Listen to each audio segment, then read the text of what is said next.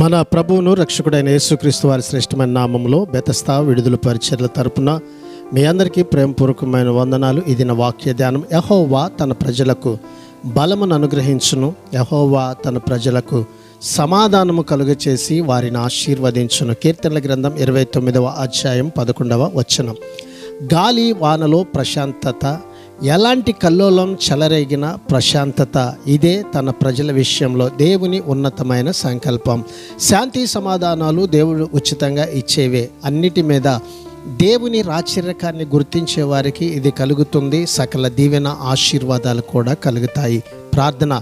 మహాపరిశుద్ధుడా, మహోన్నతుడా, జీవాధిపతి, మా మంచి యేసయ్య, నీ మహాకృపను బట్టి ప్రేమించి మరొక నూతన దినాన్ని మాకు ఇచ్చినందుకు నీకు వందనాలు, స్తోత్రాలు చెల్లిస్తూ నీ ప్రజలమైన మాకు నీ బలమును అనుగ్రహింపచేసి నీ సమాధానము, నెమ్మది ద్వారా కలిగే సకల ఆశీర్వాదములకు మమ్మల్ని అందరినీ కూడా పరిపూర్ణులుగాను వారసులుగాను మార్చమని నజరేయుడైన యేసు నామంలో ప్రభువా, ఈ దినమున నీవిచ్చిన ఈ వాక్యాన్ని బట్టి నీ ప్రజలను బలపరచమని, దీవించి ఆశీర్వదించమని యేసు పరిశుద్ధ నామంలో ప్రార్థించి అడిగి వేడుకుంటున్నాము తండ్రి.